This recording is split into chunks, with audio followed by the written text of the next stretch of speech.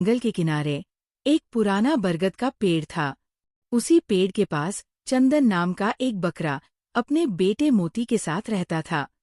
वही पास ही बेला नाम की बकरी अपने दो बच्चों मीरा और कन्हा के साथ रहती थी। एक दिन शाम को जब बेला के बच्चे खेलते खेलते जंगल की तरफ बढ़ गए तो चंदन ने उन्हें देख लिया। उसने जल्दी से दौड़कर उन्हें रोक लिया और कहा, बच्चों, जंगल में भटकना खतरनाक है। चलो, मैं तुम्हें तुम्हारी माँ के पास छोड़ देता हूँ। बेला ने घबराई नजरों से अपने बच्चों को ढूंढा ही था कि चंदन उन्हें लेकर आ गया। तुमने मेरे बच्चों को बचा लिया, चंदन। मैं तुम्हारी आभारी हूँ, बेला ने राहत की सांस लेते हुए कहा। चंदन मुस्कुराया। बच्चों की सुरक्षा सबसे जरूरी है, बेला। अगर चाहो तो हम रोज बच्चों को साथ खेलने दे सकते हैं ताकि वे सुरक्षित रहें। धीरे धीरे चंदन और बेला के बीच गहरी मित्रता हो गई।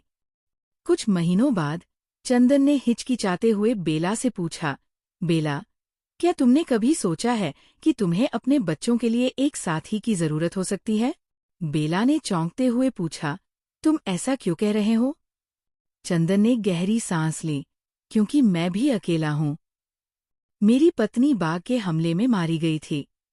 मैं चाहता हूँ कि मोती को माँ का प्यार मिले और तुम्हारे बच्चों को पिता का सहारा। बेला कुछ देर सोचती रही और फिर कहा, जब से मेरे बच्चों के पिता ने हमें छोड़ दिया, तब से मैं अकेली ही उन्हें पाल रही हूँ।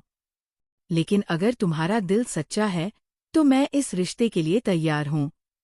कुछ दिन बाद दोनों ने शादी कर ली।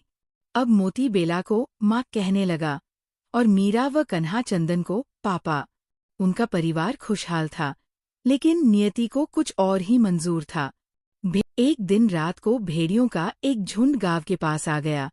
चंदन ने बेला और बच्चों से कहा, मैं बाहर जाकर देखता हूँ कि वे कितने पास आ चुके हैं। बेला ने डरकर कहा, नहीं चंदन, बाहर मत जाओ। लेकिन चंदन नहीं रुका और बाहर चला गया। भेड़ियों ने झाड़ियों के पीछे से उस पर हमला कर दिया। चंदन ने उनसे लड़ने की पूरी कोशिश की, लेकिन अकेले वह ज्यादा देर तक टिक नहीं सका। एक गिलहरी ये सब देख रही थी।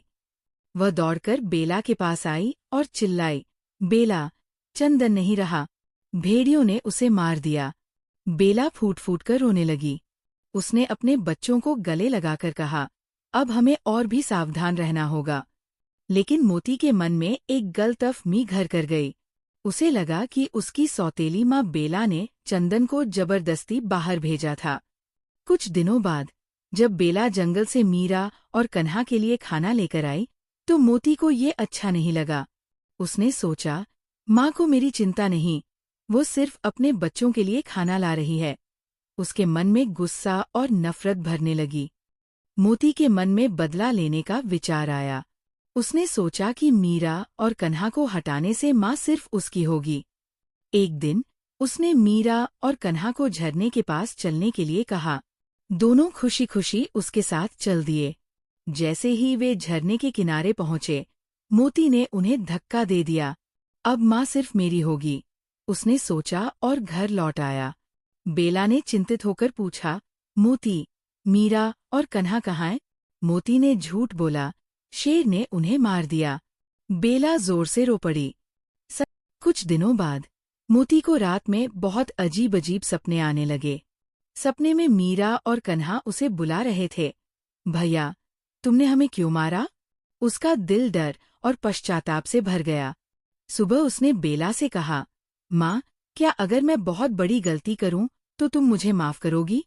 बेला ने कहा, बेटा, माँ हमेशा अपने बच्चों को माफ कर देती है, लेकिन तू ऐसा क्यों पूछ रहा है? मोती फूट फूट कर रोने लगा। माँ, मीरा और कन्हा को शेर ने नहीं मारा। मैंने उन्हें झरने में धक्का दिया था, क्योंकि मुझे लगा कि तुम मुझसे प्यार नहीं करती। बेला स्तब्ध रह गई, लेकिन उसने अपने आंसू पोंछे और मोती को गले लगा लिया। बेटा, माँ का प्यार कभी कम नहीं होता। तू मेरा बेटा है, चाहे कुछ भी हो जाए। तभी एक आवाज आई, हम जिंदा है। सबने मुड़कर देखा। मीरा और कन्हा वापस आ गए थे। एक हाथी ने उन्हें बहते हुए झरने से बचा लिया था और वापस घर पहुंचा दिया था। मोती दौड़कर उनके पास गया और उनसे माफी मांगी। भाई बहन, मुझे माफ कर दो, मुझे अपनी गलती का एहसास हो गया है। मीरा और कन्हा ने उसे गले लगा लिया। बेला ने अपने तीनों बच्चों को सीने से लगा लिया और कहा, माँ का प्यार कभी नहीं बंटता, जो बांटता है वो प्यार होता ही नहीं।